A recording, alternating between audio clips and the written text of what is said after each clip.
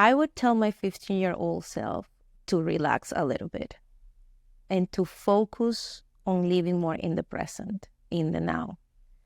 And I would tell my 20-year-old self that too. I would tell her, hey, like in the process of becoming who you want to become and achieving success, you can also have fun. And you should have fun. You should have fun. You should enjoy every single thing you're doing every day. You should find God in every single thing you do. You should like find a moment of joy in every single.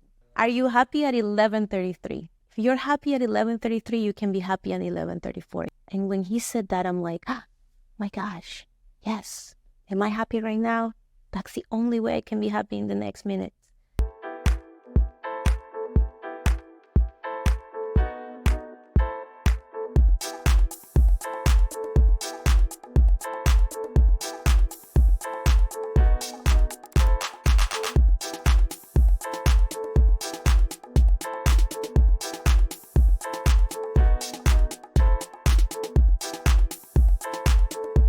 Lu, it's an absolute pleasure to be here with you today.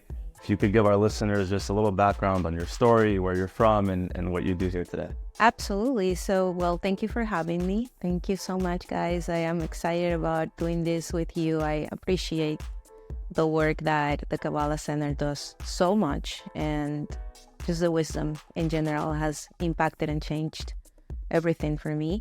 And a little bit about me. I grew up in Venezuela, born and raised there, moved here to the US 12 years ago after graduating college, studied marketing. I also did theater, so theater and marketing.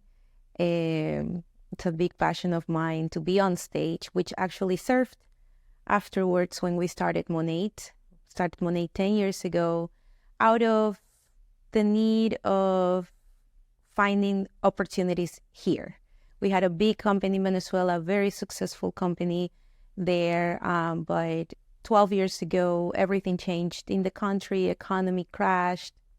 The political situation was really difficult to handle, and we had to close a business there. So by then, we thought, okay, let's go after the American dream. Let's do something that we have always wanted to do. At the time, I was much more involved in the day-to-day of the company. Started working with my family when I was 15, 16. But by the time we started MONAT 10 years ago, I was pretty much fully involved. And we decided to go after the American dream, creating a company here for the American people. Also, Latin, everyone, really. Like, this is such a diverse country, and it's what we love about it. And that's how MONAT started, out of the need of finding opportunities, but out of that dream of let's achieve this American dream together as a family. I work along with my two brothers, older brothers, Javi and Ray, and then my father as well. I'm the little girl, you know. Always will be, right? And will always be. That will always be my challenge, but it's been great. They are great. I love working with them. I love being able to create with them, learn from them. My father and my brother are obviously the big leaders for us. My big brother is 10 years older than me, and my dad kind of started this whole path, this whole journey for us in multi-level marketing almost 40 years ago. Wow. When he was a distributor himself for a big company in Venezuela, found beautiful opportunities out of that experience. He became a millionaire by the time he was 21 in multi-level, in network marketing. And he said, this is what I want to do for the rest of my life. This is what I would love for my children to do, because this industry is about making others successful, making other people happy, making other people's dreams a reality so yours can become a reality. Like, the only way, if you are a distributor, if you are part of this industry, the only way for you to grow is that people that you bring to the business grow. And it's the same thing for the company. The only way for the company to grow and make money, not only grow, not only sell, but to grow and be profitable, is that our distributors, our people are making money, are achieving their dreams, are happy. So when my dad found that almost 40 years ago, he said, I want this for the rest of my life. And he has been doing that since then. And we started getting involved little by little, Was that his dream from the beginning, that his kids would be a part of the company at this scale? I don't know. Like, I actually have never asked him that question, like when you were 21. Right. Did you see this? See this? Right. But he's a very family-oriented man, very, very amazing leader. Family is first for him. Definitely inspired by his story too, because he made a lot of mistakes, made a lot of, he has had a lot of ups and downs. And he's always very honest about it. He wrote a book, released it last year, and he's very transparent about, hey, these are all the ways I did wrong that I'm not gonna do again, And I learned. It's called Rebel Leadership. He's very honest about, just like making it up. After it's like, okay, like that's messed fine. Up, we'll figure it out. Yeah. Like, I feel like that's my biggest lesson after, now as an adult. I think I've learned a lot of things throughout the years from working with him, and obviously him being my dad, but working with him and being his daughter, the biggest lesson is you can always start again, and you should be able to give yourself that opportunity. Mm-hmm. Just start again. It doesn't matter. He has started over so many times. He started MONAT 10 years ago. He was 50 years old, Wow. And he doesn't speak English. He doesn't understand English. But by the time 10 years ago, his 3 children were involved enough for him to say, yes, let's go after this dream of doing this company here, fully English, even though I don't speak it, even though I don't understand it, but you guys can lead it. And obviously he's absolutely involved, comes every day to the office. He doesn't have to, but he likes it, and he comes every day. So I love that, part of my story of being able to do this with my family. And when we were starting MONAT, we hired our first employee. Frances is her name, and she, within a few months, she invited me to New Moon in the center. She's like, hey, you're super spiritual, because I grew up Catholic, but I've always been just open, and whatever is good, yes, I want to learn, and if it serves me, I keep it, and if it doesn't really resonate, it's all good. I respect it. I think that's thanks to my mom. My mom is the same way, really open to God. She is really taught me to be open, and hey, God presents in different forms, and it's your choice. And I think that freedom as well of there is no one thing. There is no, oh, if you don't do this, you're going to fail in life. Very Kabbalistic approach. Yeah. And so, yeah, exactly. For me, finding Kabbalah was home, because I feel that's how I was raised around spirituality. There isn't a one size fits all. It's everybody has their own journey. Yeah, it's individual, And for me, spirituality is a diet. It's food. You cannot have the same diet. Right. It's not going to work for everybody the same way. What's going to affect you in a way, it's going to affect me in a different way. And for me, that's what spirituality is as well. It's a very individual journey that you need to find what works for you and how the connection works for you. So that 10 years ago, Frances invited me and said, hey, I think you're going to like this. I'm like, sure, why not? And I fell in love, cried, connected to the message at the time with teacher that was doing that whole event that night, and was oh my gosh, I need to understand this. What is this? when is the next day? Yeah, where does this been? When Right. can I come back? And they're like, oh yeah, we're here every week. You can come. And I started taking Kabbalah a few months after that. Took me a while. I was just like, okay, let me understand how this works. You didn't want to just jump into, you're like, let's Yeah, like, what is this? who are these people? Is the church? What is this? Like, but it took me a while to understand the power of the community, the power of the wisdom. And then I studied Kabbalah, 1, 2, 3. And I think in the middle of me studying going through the courses, we were putting together MONAT. So I remember, and this is something I always talk about because I feel so grateful for this specific moment in my life. I remember saying, hey, I'm studying this to my family. I'm studying this.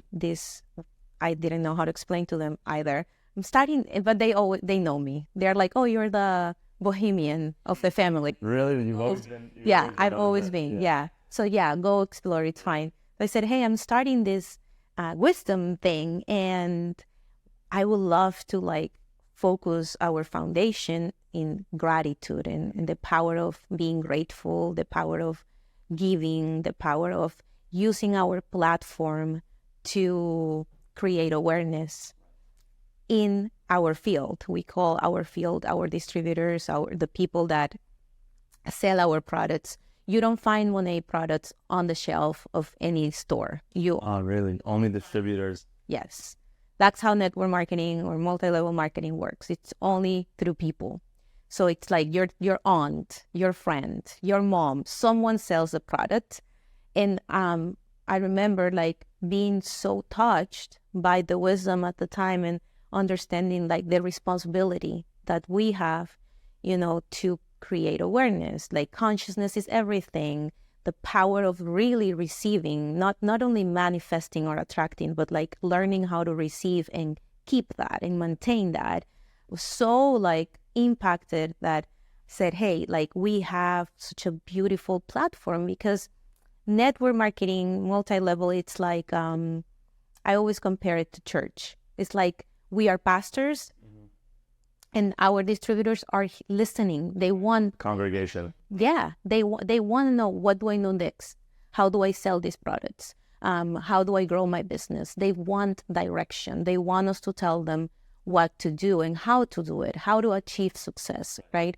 And for me at the time was like, hey, yes, I mean, this list that we have of how to achieve success is important, but like we need to teach them that they need to give, and they need to have the right mindset, the right consciousness in order to grow and maintain that and keep on receiving that. It's like, it's the key, is the secret. It's like, if you give, you're going to receive more. It's like, for me, it was like a moment of awakening. And at the time I said, let's not register a foundation. Let's just assign a budget to a department that's going to be called MONAT Gratitude. And all that department is going to do is create awareness and consciousness. Beautiful. Within the field. That's all we're going to do. We're going to motivate them to go out and help people. We're going to motivate them to understand the power they have when they bring people to their teams. And you have 50, 100, thousands of people listening to you. That's a big responsibility. That's what all we're going to do is create consciousness within the company, let's say. Probably why it's so successful in part. I want to believe that, I believe that. And I think that it's big secret of the success of MONAT. We've grown really fast, and we keep on growing and expanding, and our foundation is gratitude, is giving, is always having front and center the power of that mindset, of that consciousness of like, if we give, we are going to receive. Right. What channels are your distributors selling through? So whenever someone registers as a distributor, they receive a replicated website. So you're going to have monatglobal.com/Lu. So you're going to share that link. People will place an order through your replicated website, and we take care of everything. We fulfill, we distribute, we storage, everything for the distributor. Let's say they promote a lot on social media, but the only way for them to sell is through their replicated website. Okay. So you'll have influencers, is that the typical distributor individual, or does it vary? Is it companies, smaller companies? It's all kinds. Like we have stay-at-home moms that have 3,000 followers making millions of dollars. Incredible. Or we have 5 million follower influencers also. Really the beauty of this industry and what I love about this industry is, yes, we are really there. And again, the only way for me to grow is that my distributors grow, that my distributors are successful, that they are happy, that they feel connected with the mission and the vision of the company, that they understand the power of gratitude and giving. That's the only way we can grow. For me, it doesn't matter that we signed, 100,000 market partners a year. If they don't grow, I don't grow, because it's just the nature of our business. Completely. What is you speak a lot about consciousness within this company, within your distributors. Is there a process involving like a spiritual checkup with your distributors before you onboard them? Well, part of their onboarding has some gratitude elements on it. The way I approach it now, it's more from a foundation. It's more like a foundation approach. It's like, hey, this is what we do. A big part of what we do in the foundation, yes, is giving. Is like we just finished a grant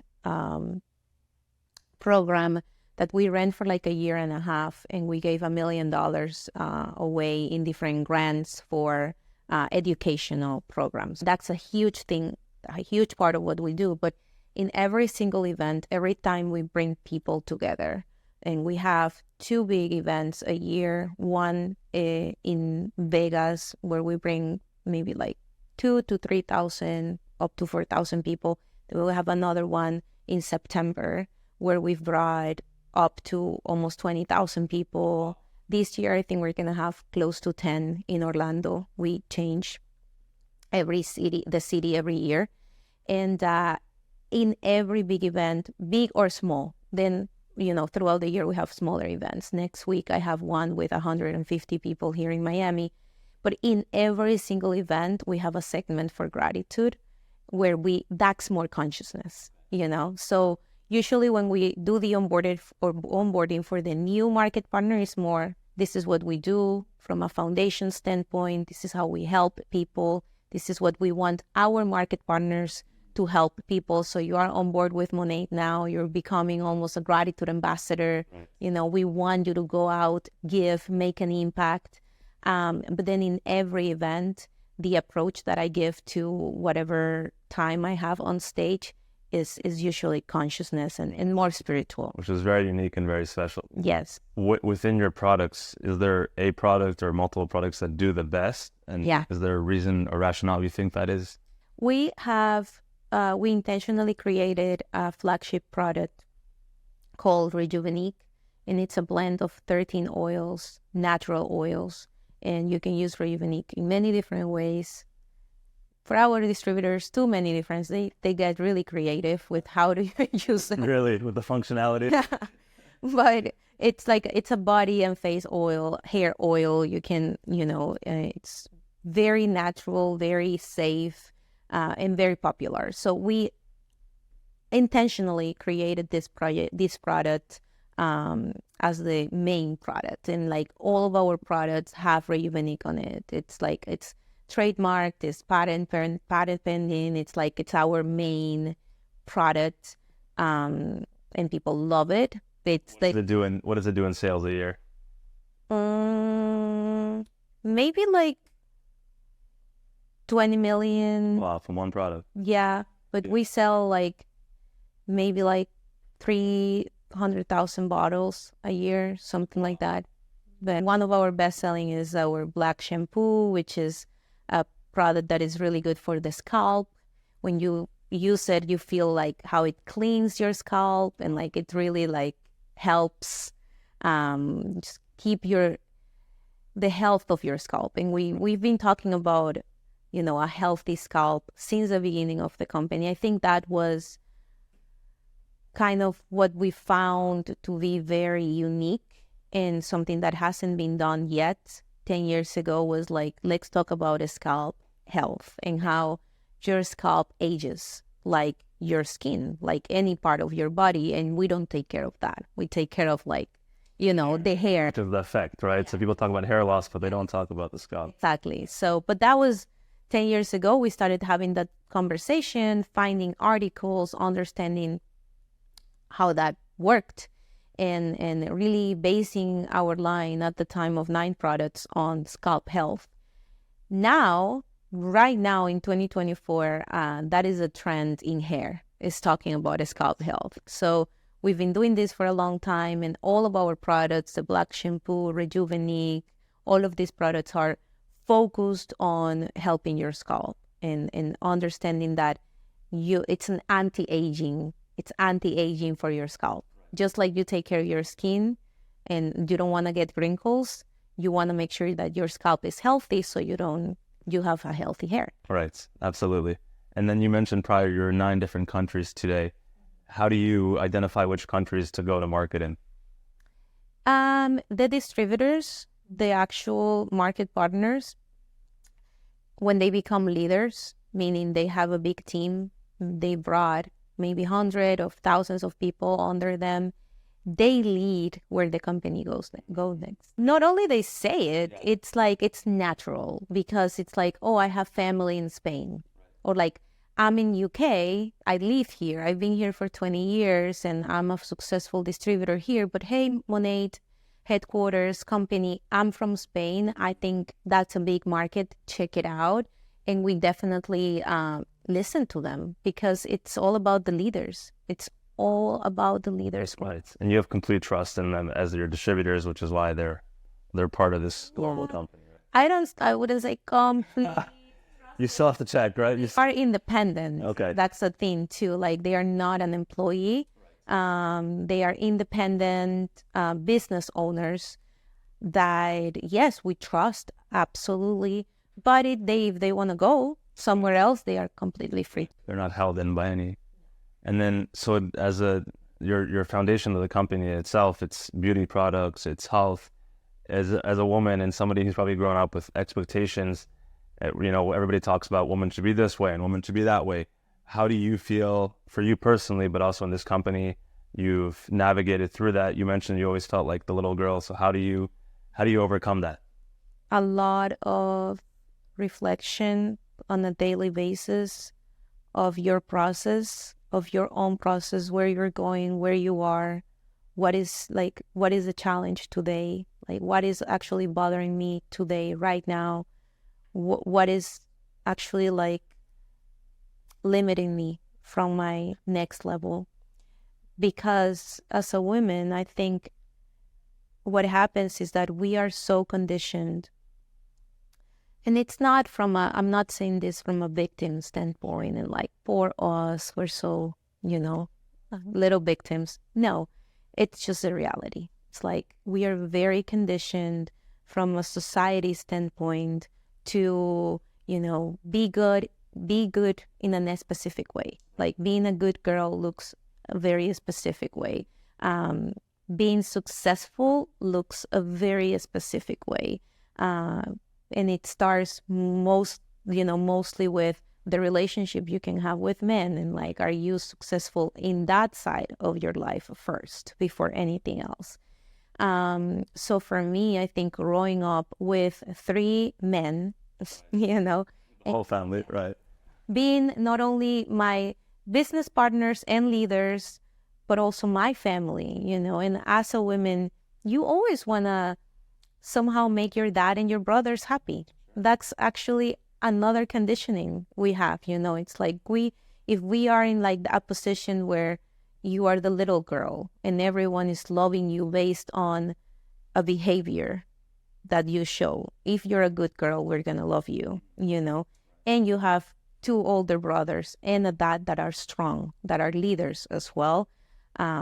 It has been a process for me to find my voice and find myself. I think the biggest thing is to always reflect and talk to myself. Like I always said, like trying to be my best friend every day, all the time. And like, how am I talking to myself? I constantly ask myself this question. It's like, I'm facing this challenge. What would I say my best friend? Like what? So you view yourself as an external point of view, and Yes. Try to detach myself. I'm not successful every time, and I have ups and downs, and it's been a really long journey for me to find who I am, find who I am within my family, find who I am within the company, and find who I am as an individual. Because it's like I'm not MONAT, I'm not Luis' daughter or Ray's sister or Javi's sister. I'm my own individual person. And how does that look for me? What do I want? Not what is expected from me, not what my family wants from me, but what do I want for me? That has been a long journey. But for young women listening to this, I think the biggest thing is you need to become your best friend. And for that, you need to get to know yourself.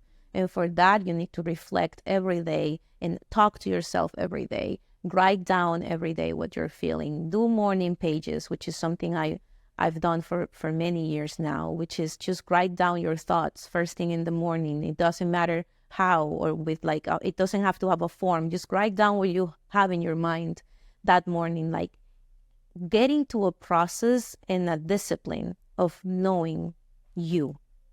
So whenever you're facing a challenge, you know yourself. It's not like, oh, this can influence me or this can influence me. No, you can differentiate. You can understand, okay, yeah, this is important. I can listen to my dad because he's my dad and my leader, and I respect him. He's my mentor. I love him to death, and I trust his advice.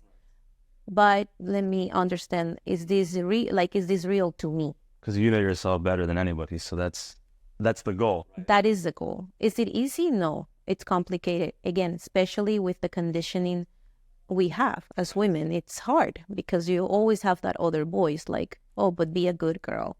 Oh, but, you should be married now, or you should have kids by now. Like, or, oh, it's getting late to have kids. Constant from all the time. Yeah, or like, oh, like the next 10 years of my life right now, I'm 32. It's like, okay, the next 10 years, I want to have all of these things in my career, or like I want to check all of these boxes. And I also want to be a mom, and I want to be a wife, and I want to have, like how to find all of that balance, in my opinion, just being your best friend and being able to clarify your voice, because you have so many voices, your dad, your mom, your sister, your brother, your teachers, your mentors, life coaches. And let's not get into social media, That's the worst way. Yeah, because then you go into IG or TikTok and like you listen to like 25 different people in 1 hour giving you advice of what to do, what a relationship looks like. And that relationship looks like this, and success looks this. And it's like, wait a minute, like, what? Like, You can't do anything with it. There's so much information being thrown at you. Pros, And it's like, wait, no, like, let me start quieting down a little bit all of the external voices and which one is my voice? What is a healthy relationship for me? What is success for me? Is it having $100 million, or is it having 10 and living in, I don't know, a farm? That's not my case, but it is. Defy what it is. But it is, like I've seen women, like so many different stories, especially in this company that like I'm blessed. We are all blessed because the feminine energy is so strong in our company. The women that work in this company? 95 in the field. Yeah. I would say 95% is women. So wow. Distributors Incredible. are mostly women. We do have men, a lot of partners, a lot of couples doing the business together. And in our company, like the staff, yeah, it's like 60% women as well. Wow. Feminine energy is huge. That's why I think that's another secret of success. But especially looking at so many stories for me, and not learning, not, I was going to say not judging them, but actually learning in this journey of how not to judge the decisions of women. Because it's like, how would you do this? Like you're making millions of dollars and now you want to step back and relax and not having stress. Yeah, that's what success looks like for that women, for that human. Let's not put even a gender on it. Like, that's what I mean. And it's like, you have to understand, maybe success looks like, yeah, I want to come to the office every day and work 10 hours a day because you know what? That makes me happy. That is happiness for me. That is what works for me. Or no, you know what? I want to work 3 times a week and be with my kids. Or I want to work from home and be with my kids. Or you know what? No, I want to travel the world. I don't want to have kids and I don't want to marry. The only way is getting to know yourself. Right. Finding your voice.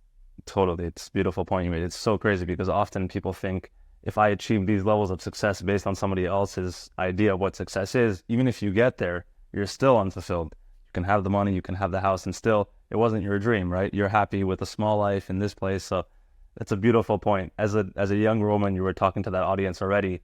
If they're so afraid, right? Because of course this fear that comes with it, they choose their own path, they go away from what society thinks they should be. How do they, aside from reflecting and internalizing what they want, let's say they've identified that, how can they overcome those fears of what people will think about them, what people will say to them? Well, the first thing, again, you need to become your best friend, getting to know yourself, finding your voice. Next, I think you need to believe in something, and you need to find, establish, and grow a relationship with God. You need to find that thing that works for you. Is it Jesus?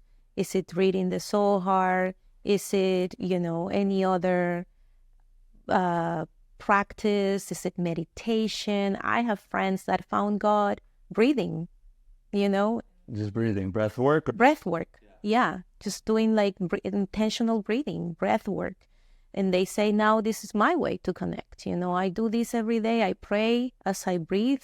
And you need to grow that relationship, being intentional. Because once you find your voice, it's still hard. Still hard to overcome the fear. Because you find your voice and you say, well, everyone is telling me to go left, but my voice is telling me to go right. How do I do that? I'm still fearful, right? You need to have a relationship with God where you find confidence, where you find trust, where you find support, where you feel taken care of. It's like the light is taking care of this. I know this. Like I'm supported, I'm sustained. Nothing is gonna happen to me that's bad. Even if it looks like a bad situation, I know it's working on my favor. The only way for you to feel that, to feel it at your core, like to really live that, not only believe it, not only understand it here, but like live it, embodying this like feeling of everything is working out. It looks shitty, it looks like terrible right now, but it's okay. It's okay. I'm following my voice. I know what I want. I know in my heart what I want. And if I want this in my heart, and I know because I have a relationship with God, I know that this is God guiding me because I'm one with the Creator, because I'm one with, it's an energy thing. I know that I'm not making this up, this desire that I have. It's not something I made up. It's something that was put in my heart for a reason, and I'm following that. Being obedient as well, because like I have this belief, and I live by this. It's like I came to this world with a homework. Like there are specific things that I need to achieve before I die, right? Hopefully I will achieve them, But if I don't achieve them, I'm going to try. And I'm going to make it my priority and my focus to try every day. I know what my challenges are because I am my best friend. And with my best friend, I'm also very honest. Like, Lu, these are things that are not okay. You need to work on these things. You're too emotional. I'm a Pisces. It's like, bro, like, stop, Like, whenever I'm having a meltdown, I'm talking to myself. I'm, Lu, you are in your emotional hole. Like, get out of it. It's not good for you. You get out of it. Takes me a few hours. It takes me days sometimes. But because I'm my best friend and I know that is a weakness or an area of opportunity for me, I can do that. I can understand, okay, how to overcome a fear after crying 5 days. Okay, I need to cry, right? And now I have the opportunity to tell my family or my boyfriend, hey, just give me the space. It's okay. I'm not freaking out. I just need to cry. It's a way I process this, but I know myself. So it's like, after I cry, after I go through this, after I talk to God, after I have my meditation, let's talk, Has that been easy? No, it's been a long process for me, but having that relationship, getting to know myself is what really has helped me. At least talking from my experience, for the ones listening, is like, it has helped me go through my fears, and it helps me on a daily basis because fears are not going away. Right. Everybody has them. And you will always, like, you're 70-year-old, you're going to have a fear of something. You're going to be fearful of, like, you're going to wake up and it's like, oh, I have, to do this today and I don't want to, or I have to see this person today and I don't want to, or I have to go into a new thing that I don't want to do because I'm fearful. And so that's not going on. Right. I love what you said. You called it an area of opportunity. Challenges, people can look at it many different ways. I like that. It's an opportunity to become better, to go beyond that. I think that's beautiful. Before we wrap up, we always ask our guests if they could tell something to their younger self when you were 15, 17, still unsure what you wanted to do with your life, didn't know your path. What would you tell the 15-year-old or 12-year-old version of yourself today? Everything, again, just like spirituality, diet, it's individual, right? So I am going to share this for me to me, right? I would tell my 15-year-old self to relax a little bit and to focus on living more in the present, in the now. And I would tell my 20-year-old self that too. I would tell her, hey, like, in the process of becoming who you want to become and achieving success, you can also have fun. And you should have fun.